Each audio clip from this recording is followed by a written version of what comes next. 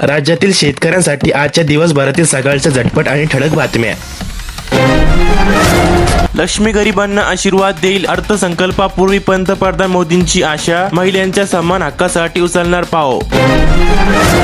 शेतकरी बंधूंनो, महायुती सरकार शेतकऱ्यांचे कर्ज माफ करतील का? तुमचे मत तुम्ही आम्हाला कमेंटमध्ये नक्की कळवा। अशाच बातम्या बघण्यासाठी आपल्या व्हिडिओला एक लाईक करा, चॅनलला सबस्क्राईब करा, बेल नोटिफिकेशनला ऑल करा महत्त्वपूर्ण बातम्यासाठी। रखडलेल्या बांधकाम प्रकल्पांना चालना, पर्यावरण संवेदनशील क्षेत्रातील बांधकाम परवानग्या आता राज्य शासनाकडून।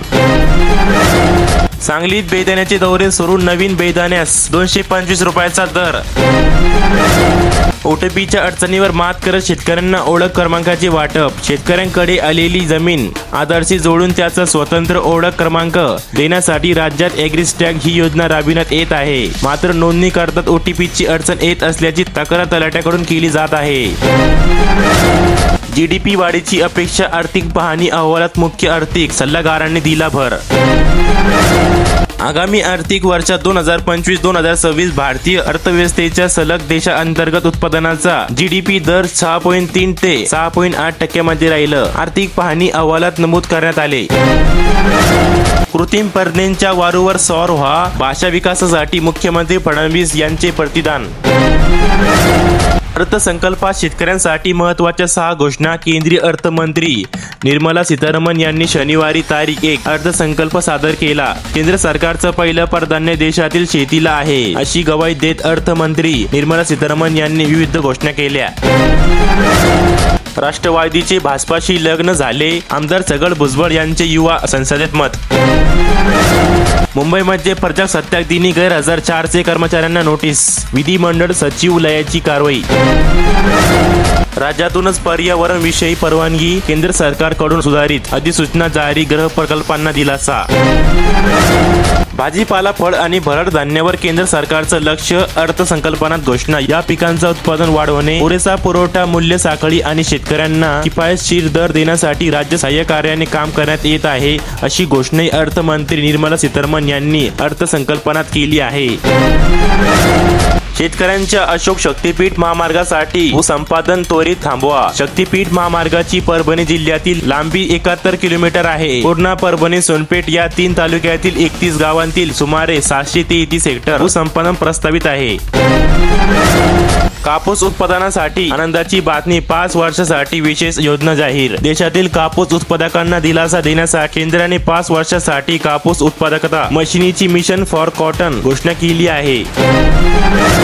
तूर आणि उडीद उत्पादकांसाठी अर्थसंकल्पात महत्त्वाची घोषणा, पुढील 6 वर्षे राबविणार विशेष योजना। आयात कमी करून कडधान्य उत्पादनात देशाला आत्मनिर्भर करण्यासाठी अर्थसंकल्पात घोषणा करण्यात आली। पुढील 6 वर्षात देशाला कडधान्य उत्पादन आत्मनिर्भर होण्याची घोषणा करण्यात आली आहे। उद्योगपतींना 13,000 कोटीची कर्जमाफी, आता शेतकऱ्यांची संपूर्ण कर्जमाफी करा, अर्थसंकल्पाकडून शेतकऱ्यांची अपेक्षा काय? पुणे जिल्ह्याच्या विकासाला गती, 1299 कोटीची आराखड्यात मंजुरी। पुणे शहर आणि जिल्ह्यात खूप ऐतिहासिक ठिकाणे, धार्मिक महत्त्वाची ठिकाणे, किल्ले, स्मारके असून तेथील संवर्धनाचे काम सुरू आहे। हमी भावाने सोयाबीन खरेदीच्या नावावर शेतकरी ठेवीस, हमी भावाने सोयाबीन विक्रीकरिता 7 जानेवारीला नोंदणी केल्यानंतरही अनेक शेतकऱ्यांना खरेदी शेवटच्या दिवशी हमीभाव केंद्रावर आपला माल आणण्याचे SMS प्राप्त झाले। सोयाबीन खरेदीला मुदतवाढीची अपेक्षा, राज्यात 30 जानेवारीपर्यंत 9,42,000 टन सोयाबीनची खरेदी करण्यात आली। मुदतीतील अखेरच्या दिवसापर्यंत सर्वसाधारण 10 लाख टनांपर्यंत सोयाबीन खरेदी झाल्याचा अंदाज व्यक्त करण्यात येत आहे। आर्थिक पाहणी अहवालात द्राक्ष उत्पादक शेतकऱ्यांचा गौरव, संसदेत सादर झालेल्या आर्थिक पाहणी अहवालात राज्याच्या निर्यातक्षम द्राक्ष शेतीचे कौतुक केले आहे। गायरान जमिनीवरील अतिक्रमण हटवा, येवला तालुक्यातील डोंगरगाव येथील गायरान जमिनीवर झालेले अतिक्रमण हटविण्यासाठी डोंगरगाव येथील ग्रामस्थांनी उच्च न्यायालयात जनहित याचिका दाखल केली आहे। फेब्रुवारी महिन्यात थंडी कमीच राहणार, यंदाच्या हंगामात राज्यात थंडीचा कडाका कमीच असल्याने दिसून आले आहे। फेब्रुवारी महिन्यातही देशात किमान तापमानात सरासरीवर राहणार असल्याचा गाठा कमी राहण्याचा अंदाज हवामान विभागाने वर्तविला आहे।